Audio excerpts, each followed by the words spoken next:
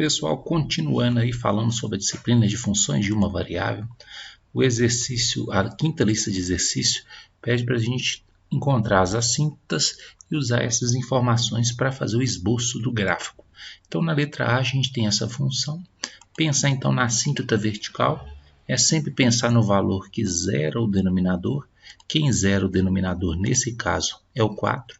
Né? Então, encontra primeiro o valor que zera o denominador, depois testa esse valor calculando seus limites laterais.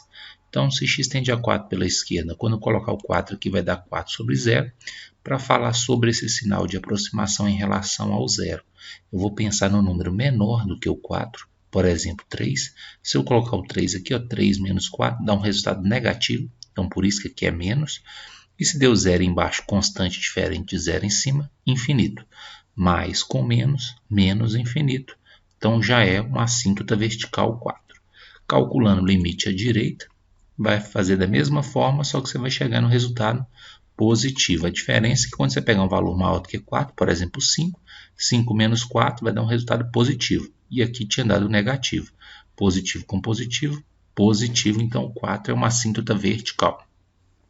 A assíntota horizontal é fazer limite com x tendendo a mais infinito. Aqui nem precisa colocar em evidência, porque o x aparece uma vez aqui embaixo, a resposta aqui já é igual a zero, pelo teorema. E se você fizer, então y igual a zero é a assíntota horizontal. E se você fizer também x tendendo a menos infinito, vai dar zero do mesmo jeito. Se quiser colocar em evidência, pode colocar como a gente fez lá nos limites no infinito. Mas aqui ó, já é constante em cima e o x aparece uma vez embaixo, tendendo a infinito, vai dar zero como resposta aí, certo? Interseção com os eixos, então o eixo y vai colocar zero para x. Se eu colocar zero aqui para x, dá y igual a menos 1, certo? Interseção com o eixo x é fazer y igual a zero, ou seja, essa fração dá zero, só que ela só daria zero se a parte de cima fosse zero. Como a parte de cima é igual a 4, então não tem interseção com o eixo x. Então vamos usar essas informações, a gente consegue montar esse gráfico. Observa aqui o seguinte, olha as assíntotas aqui. Ó. Primeiro eu marquei aqui, ó, x igual a 4, que a gente viu que é a assíntota vertical, x igual a 0, que a gente viu que é a assíntota vertical. Por que o gráfico ficou assim? Observa.